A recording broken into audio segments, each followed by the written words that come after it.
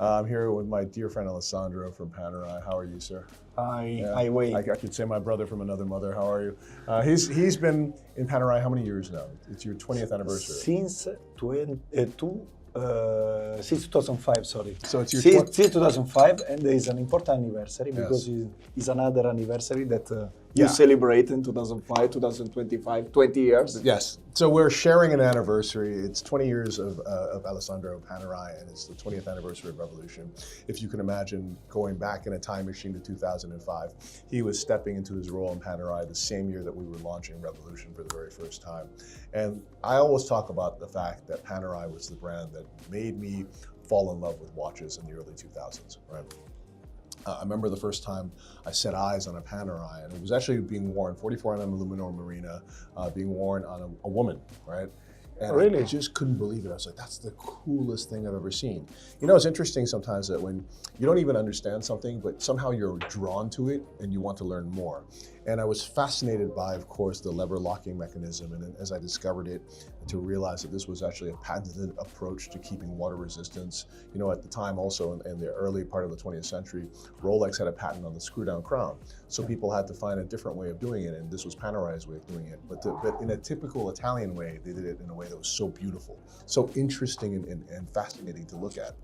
And then when I uncovered the history of Panerai as the watch of the Italian Navy commandos, the mythology was incredible, you know. And then I bought my very first Panerai, PAM01708, titanium, manual wine, tobacco dial, and that was it. I was a Panerai addict, Paneristi, I guess, for part of that community in the early days as well, along with my dear friend Hammer. At the end, Panerai is this so distinctive look and design, because the first thing that you say is eye-catching, then you can find it special. But then when you discover the history about the brand, as you were saying, about this link with the Italian Navy, you know much more about the watch, the values that it conveys. Yeah, absolutely. You know, it's interesting also because my very first article in any newspaper or magazine was on Panerai. So, in fact, I should probably dig this up. But my friend Kim Ho from Singapore, you guys probably know him. He was editor of the Sunday Times. And he said, okay, you can write your first watch story. What do you want to write about? And I was like, I know. I want to write about this incredible brand. Well, it has its roots first in the creation of luminous sights and luminous material. Then it created the watches for the Italian Navy commandos. And then after that, it's now become a luxury brand and is now actually owned by Richemont Group, you know.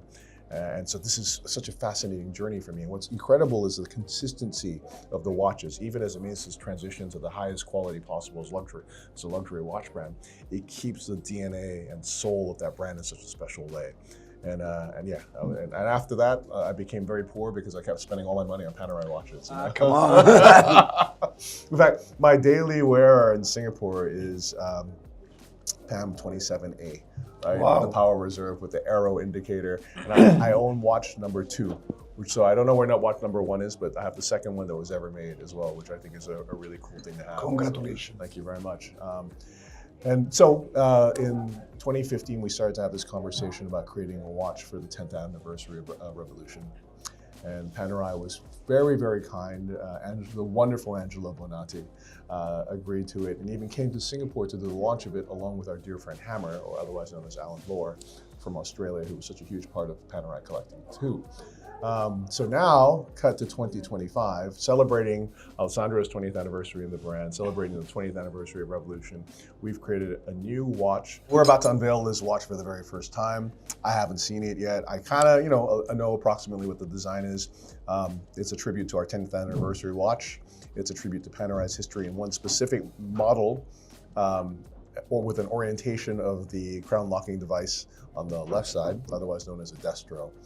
Is the design created by this gentleman right here, and we love it. It's also in a very special material as well. So yeah, the beauty is that I developed together with Bonatti also the 10th anniversary edition. Oh wow, fantastic! So you did the PAM599. Exactly. Amazing. So this fantastic Luminor with this black DLC coating, and with this very nice look with this logo.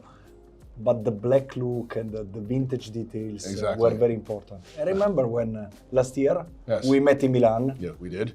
And It was a special moment also because Franco Coloni happened to be in the store. And in Milan, right? It was, exactly. Yes. So we went in Milan and designing together Exactly. this watch that you are going to see for the first time. I am. And 10 years later, I'm going to need these because I'm old and blind. No, I'm sorry. Yeah, but look, look, we are the same issue.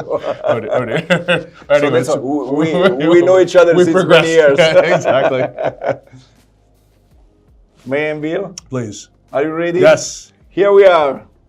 Damn! That's awesome. Please be the first. Wow, fantastic. You can see the details that we but it's designed together. So The case is in Carbotech. yeah, so this is a material that I've been fascinated with since Panerai launched it.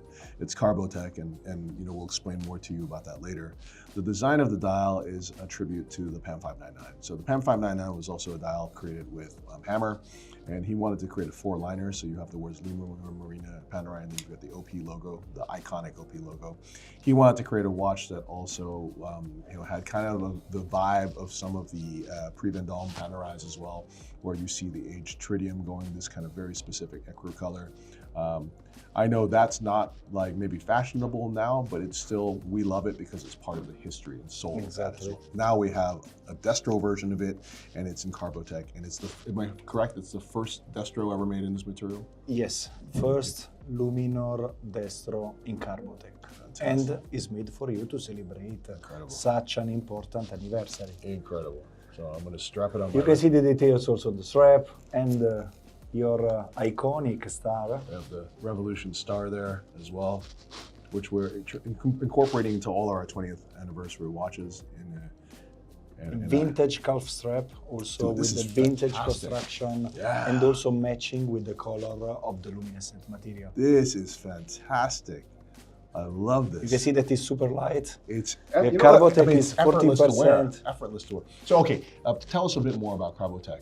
Well, Carbotech is a material that we developed in our manufacturer in Neuchâtel. You know that in our manufacturing we have the laboratory there. We have a team of watchmaker and engineer that are scouting and testing material that are coming from other industries. A few years ago we came with this Carbotech. It's made with a long carbon fiber that are fixed together also thanks to the peak. It's a super performing material and it's super light. It's 14% lighter than titanium, so almost 35% lighter than steel, so it's super comfortable on the wrist by keeping the same strength, solidity, and robustness of a Luminor watch. And check that out also, it's important to see that it's not just the case and bezel, but it's also the lever locking mechanism, the lever itself, the crown too. And you didn't realize that ton sur ton you have Revolution logo on the lever. Holy shit, that's crazy. It's a titanium back with a black coating, and all the case is in a Carbotech, including the bridge and the lever. Fantastic. What movement do we have inside here? It's the P9010 caliber with the 3 days power reset. Last time was hand wound. This Carbotech automatic caliber with the 3 days power reset. I want to talk also a little bit about, everyone's talking about sizes of watches nowadays, right? And I feel as if that, of course, for dress watches, we're going back to more classic proportions.